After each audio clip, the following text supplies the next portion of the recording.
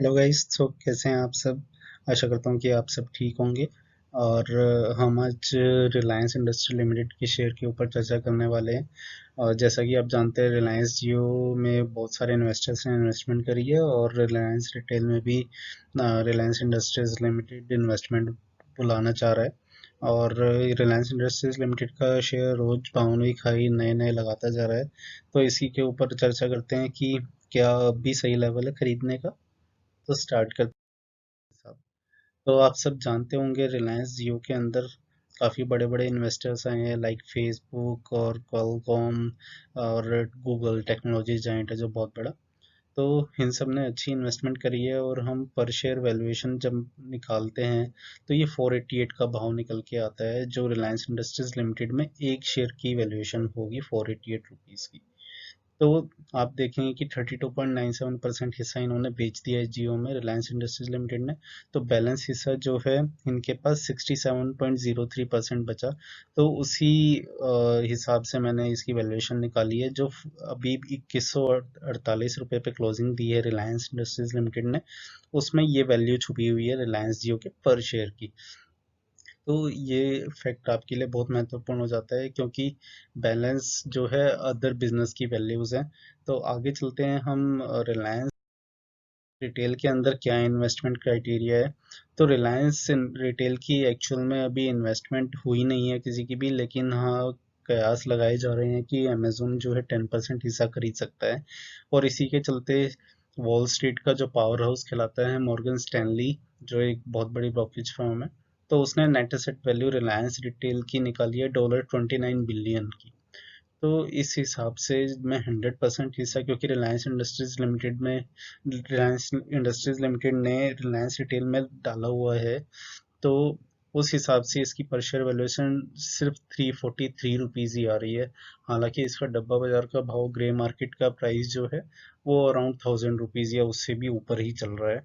हालांकि ये सिर्फ एक अंदाजा है, मॉर्गन स्टैनली का एस्टीमेट है ना, लेकिन जो एक्चुअल प्राइस जिस पे डील हो सकती है वो हो सकता है कि अराउंड 400 या 500 भी हो। लेकिन 1000 रुपीज़ पे डील होती हुई दिखाई दे, ये मुझे नहीं लगता। तो इस वजह से हो सकता है कि रिलायंस इंडस्ट्रीज लिमिटेड के शेयर पे भी इम्पैक्ट आए प्राइसेस में आने वाले टाइम में। तो आगे चलते हैं, कुछ डिस्कस कर लेते हैं सेगमेंट के रिजल्ट डिस्कस करते हैं जो क्वार्टर 4 2020 में इन्होंने पेश किए थे।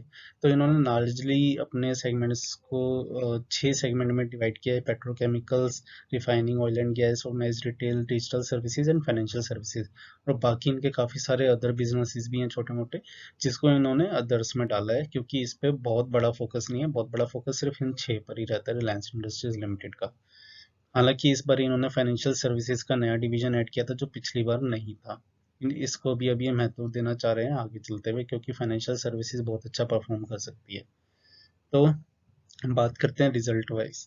तो अब आप देखेंगे कि जब डिजिटल सर्विसेज, जिसमें जियो इंक्लूडेड है, इसके आप रेवेन्यू के चलते अर्निंग्स देखेंगे तो उसका रेशियो बहुत अच्छा है। तो इनका प्रॉफिट मार्जिन अच्छा आता है रिलायंस जियो से।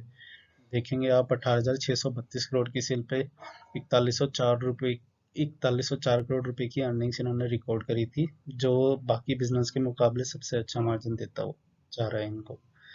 और इसके अलावा अब इनका इसमें इसलिए भी बहुत अच्छे इन्वेस्टर्स आए। अब रिटेल की बात करते हैं। रिटेल में बहुत अच्छे मार्जिन अभी रिकॉर्ड नहीं हुए हैं, लेकिन आने वाले टाइम में हो सकता है कि बहुत अच्छा मार्जिन रिकॉर्ड करें और इसमें ग्रोथ भी बहुत अच्छी मुमकिन है, क्योंकि रिलायंस रिटेल जो है बहुत सारे छोटे छोटे शॉपकीपर्स को अपने ब्रांड के साथ जोड़ने वाला है। और इसी में इन्वेस्टमेंट लाना थोड़ा सा मुश्किल हो रहा है, और इस वजह से थोड़े से कम प्राइस पे भी हो सकता है कि इन्वेस्टमेंट मिले, क्योंकि रिलायंस को अपना नेट डेट खत्म करना था। तो रिलायंस डिजिटल सर्विसेज, रिलायंस जियो ही एक ऐसा आर्म था इनका जिसपे ये बहुत अच्छी बोलियां मंगा सके, और इससे इन्होंने अपना पूरा डेट खत्म कर दिया रिलायंस इंडस्ट्रीज लिमिटेड पे।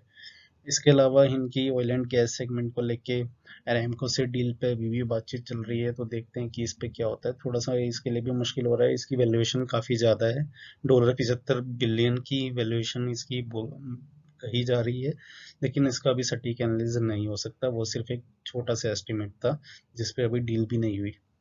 रिफाइनिंग बिजनेस बहुत बड़ा है इनका, और पेट्रोकेमिकल्स बिजनेस भी अच्छा है, इसके मार्जिन्स भी अच्छे हैं अदर बिजनेसेस के मुकाबले। हालांकि डिजिटल सर्विस से ये भी कम है। फाइनेंशियल सर्विसेज पे अब ये फोकस बढ़ा रहे हैं धीरे धीरे, और इस पे देखते हैं कि आगे चल के क्या होता है। अदर्स में इनका प्रॉफिट ही है, अदर बिजनेस में देखा जाता है कि एक्सपैंड करती है जब कंपनी से लॉस आता है, लेकिन रिलायंस इंडस्ट्री लिमिटेड वहाँ भी अच्छा ही कर रही है। आगे चलते हैं। रीसेंट डेवलपमेंट्स की बात कर लेते हैं कि क्या हुई है आने वाले टाइम में और क्या होने वाला है, इससे अंदाज़ा लगा सकते हैं। कंपनी ने क्वार्टर फोर के जब अपने रिजल्ट्स पेश किए थे 2020 के, तो उसमें उन्होंने 37.22% का फॉल रिकॉर्ड किया था नेट प्रॉफिट्स में। ऐसा इसलिए भी हुआ था क्योंकि इन्होंने काफ़ी ज़्यादा इन्वेंट्री राइट ऑफ करी थी। अ, जो इनके गैस के प्राइसेस एकदम से, ऑयल के प्राइसेस सॉरी, बहुत कम हो गए थे। आपको पता होगा कि क्रूड ऑयल के प्राइसेस नेगेटिव भी चले गए थे, तो उस वजह से इन्होंने 31 मार्च को इन्वेंट्री राइट ऑफ करी थी, जिस वजह से ये अच्छा फॉल आया था प्रॉफिट्स में। और इसके अलावा कंपनी, आपने जियो ग्लास के बारे में सुना होगा, कंपनी ने अनाउंसमेंट करी थी अपनी एजीएम में, रिसेंट एजीएम में, कि जियो क्लास लाने वाले हैं, और उसका एस्टिमेटेड प्राइस 14,000 भी इन्होंने बताया है। और जियो टीवी प्लस, जिसमें इन्होंने एग्रीगेट किया है काफ़ी सारे ऑनलाइन प्लेटफॉर्म्स को, और ऐसे ही इन्होंने टेक्नोलॉजी सेक्टर में बहुत ज़्यादा इम्प्रूवमेंट्स करने की कोशिशें दिख रही हैं, और हो सकता है कि काफ़ी अच्छी अच्छी टेक्नोलॉजी आगे रिलायंस की तरफ से हमें आती हुई दिखें, तो ये बहुत अच्छा मौका है अगर ऐसा एज अ टेक्नोलॉजी प्लेयर भी रिलायंस को प्ले करना चाहते हैं आप लोग। तो रिलायंस जियो की बात करते हैं, इन्होंने 177.5% का ईयर ऑन ईयर जंप दिखाया था अपने प्रॉफिट्स में, और 72.7% क्वार्टर ऑन क्वार्टर, मतलब क्वार्टर थ्री और क्वार्टर फोर को अगर कंपेयर करें तो क्वार्टर फोर में बहुत अच्छा इनका रिजल्ट आया था।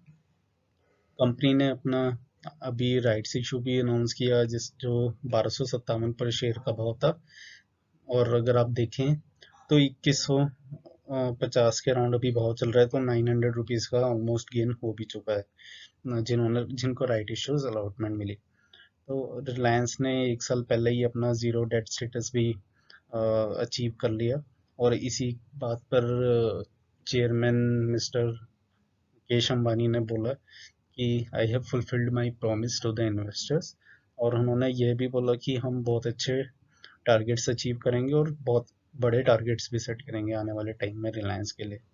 तो इससे कॉन्फिडेंस बिल्टअप होता है हर एक इन्वेस्टर्स का रिलायंस इंडस्ट्रीज के स्टॉक में। कंपनी ने ये भी बोला कि अरामको की डील जो है अभी चल रही है, हालांकि इसमें देरी बहुत हो गई है, अभी तक कि इस पे ऑफिशियल डील साइन नहीं हो पाई है, लेकिन हाँ अभी भी बात चल रही है, और देखते हैं कि ये डील भी कब तक पूरी होगी। इसके अलावा बावनवी चार्ट आपसे डिस्कस करते हैं।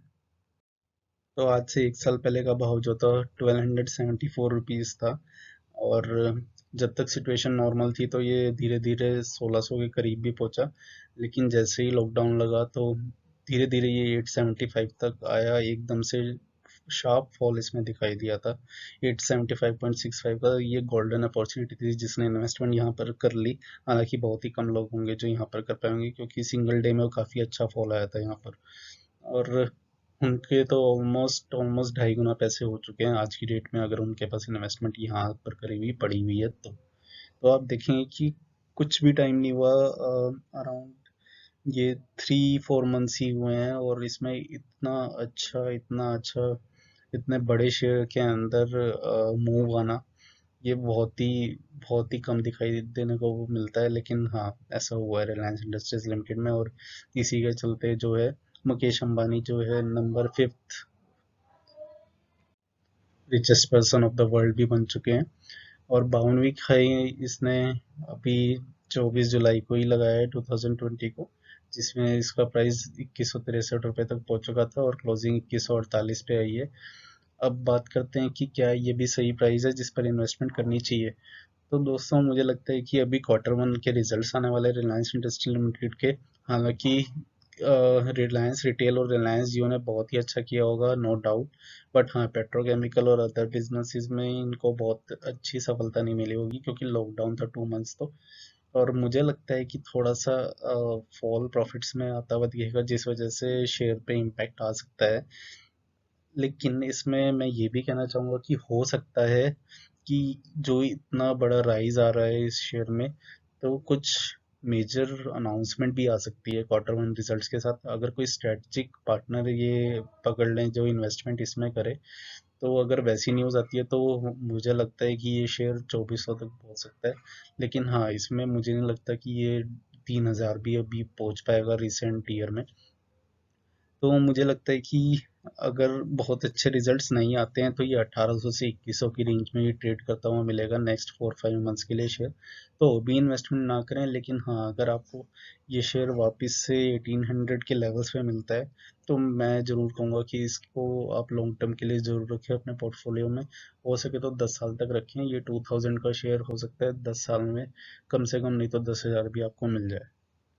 Thank you so much. आपको अगर वीडियो अच्छी लगी हो तो प्लीज़ लाइक ज़रूर करना।